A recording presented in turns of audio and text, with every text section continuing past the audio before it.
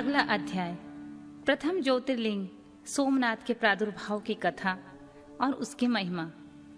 तदनंतर कपिला नगरी के कालेश्वर, रामेश्वर आदि की महिमा बताते हुए सूत जी ने समुद्र के तट पर स्थित कोकर्ण क्षेत्र के शिवलिंगों की महिमा का वर्णन किया। फिर महाबल नामक शिवलिंग का अद्भुत महात्मा सुनाकर अन्य बहुत से शिवलिंगों की विचित्र महात्मा कथा का वर्णन करने के पश्चात ऋषियों के पूछने पर वे ज्योतिर्लिंगों का वर्णन करने लगे। सूत जी बोले, ब्राह्मणों, मैंने सदगुरु से जो कुछ सुना है वह ज्योतिर्लिंग का महात्मा तथा उनके प्राकट्य का प्रसंग अपनी बुद्धि के अनुसार संक्षेप में ही सुनाऊंगा। तुम सब लोग सुनो।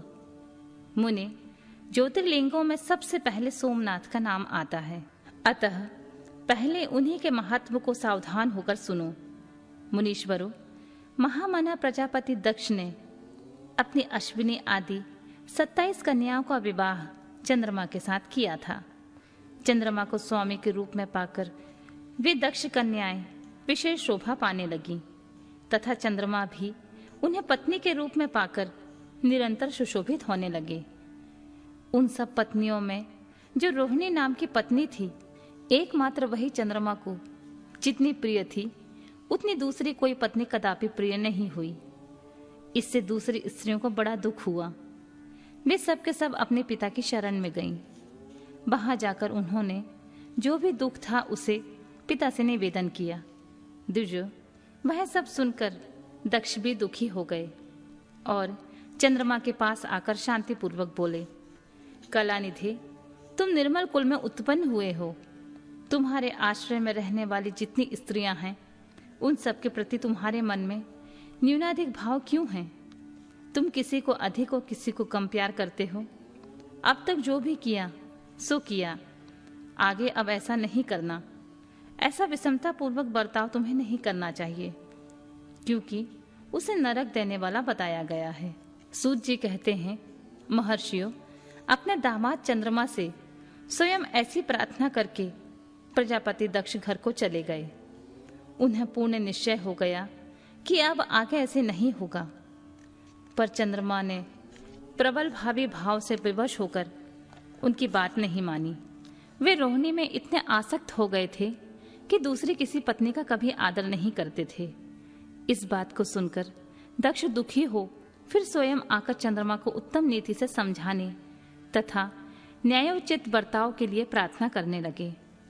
दक्ष बोले, चंद्रमा, सुनो, मैं पहले अनेक बार तुमसे प्रार्थना कर चुका हूं, फिर भी तुमने बात नहीं मानी।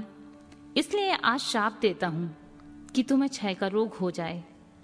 सूत जी कहते हैं, दक्ष के इतना कहते ही क्षण भर में चंद्रमा क्षय रोग से ग्रस्त हो गए। उनके क्षीण होते ही उस समय सब और महान हाहाकार मच गया। सब देवता और ऋषि कहने लगे, हाय हाय, अब क्या करना चाहिए?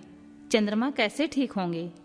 मुने, इस प्रकार का दुख में पड़कर वे सब लोग बिहल हो गए। चंद्रमा ने इंद्र आदि सब देवताओं तथा ऋषियों को अपनी अवस्था सूचित की। तब इंद्र आदि देवता तथा वशिष्ठ आदि ऋषि ब्रह्मा जी की शरण में गए। उनकी बात सुनकर ब्रह्मा जी ने कहा, देवताओं, जो हुआ सो हुआ, अब वह निश्चय ही पलट नहीं सकता। अतः उसके निवारण के लिए मैं तुम्हें एक उत्तम उपाय बताता हूं। आदर पूर्वक सुनो। चंद्रमा देवताओं के साथ प्रभास नामक शुभ क्षेत्र में जाएं और वहां मृत्युंजय मंत्र का विधि पूर्वक अनुष्ठान करते हुए भगवान शिव की आराधना करें। उनके सामने शिवलिंग की स्थापना करके वहां चंद्रदेव नित्य तपस्या करें। इससे प्रसन्न होकर शिव उन्हें क्षय रहित कर देंगे।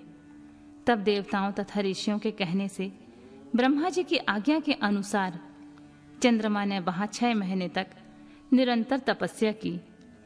मृत्युंजय मंत्र से भगवान वृषभ ध्वज का पूजन किया। 10 करोड़ मंत्र का जाप और मृत्युंजय का ध्यान करते हुए चंद्रमा वहां स्थिर चित होकर लगातार खड़े रहे। उन्हें तपस्या करते देख भक्त वत्सल भगवान शंकर प्रसन्न हो उनके सामने प्रकट हो गए और अपने भक्त चंद्रमा से बोले, चंद्रदेव, तुम्हारा कल्याण हो। तुम्हारे मन में जो अभीष्ट हो वह वर मांगो। मैं प्रसन्न हूँ तो मैं संपूर्ण उत्तम वर प्रदान करूंगा। चंद्रमा बोले, देवेश्वर, यदि आप प्रसन्न हैं तो मेरे लिए क्या असाध्य हो सकता है। तथापि प्रभु शंकर, आप मेरे शरीर से इस क्षय रोग का निवारण कीजिए। मुझसे जो अपराध बन गया है उसे क्षमा कीजिए। शिव जी ने कहा, चंद्रदेव, एक पक्ष में प्रतिदिन तुम्हारी कला क्षीर्ण हो और दूसरे पक्ष में फिर निरंतर बढ़ती रहे। तदनंतर चंद्रमा ने भक्ति भाव से भगवान शंकर की स्तुति की। इससे पहले निराकार होते हुए भी वे भगवान शिव फिर से साकार हो गए।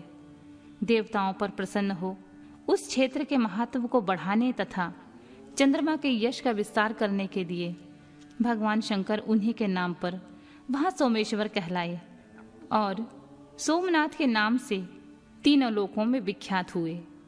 ब्राह्मणों, सोमनाथ का पूजन करने से वे उपासक के क्षय तथा कोढ़ आदि रोगों का नाश कर देते हैं।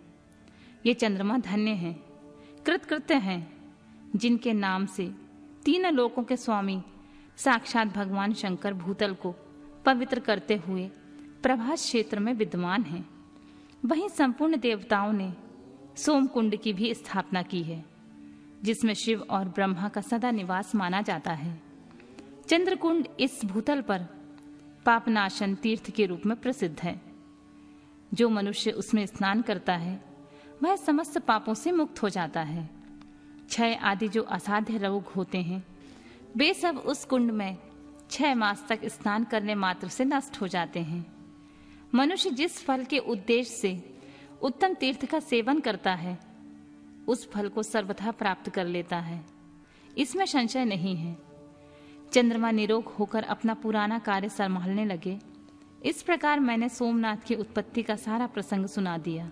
मुनीश्वरों, इस तरह सोमेश्वर लिंग का प्रादुर्भाव हुआ। जो मनुष्य सोमनाथ के प्रादुर्भाव की इस कथा को सुनता है अथवा दूसरों को सुनाता है वह संपूर्ण अभीष्ट को पाता है और सब पापों से मुक्त हो जाता है।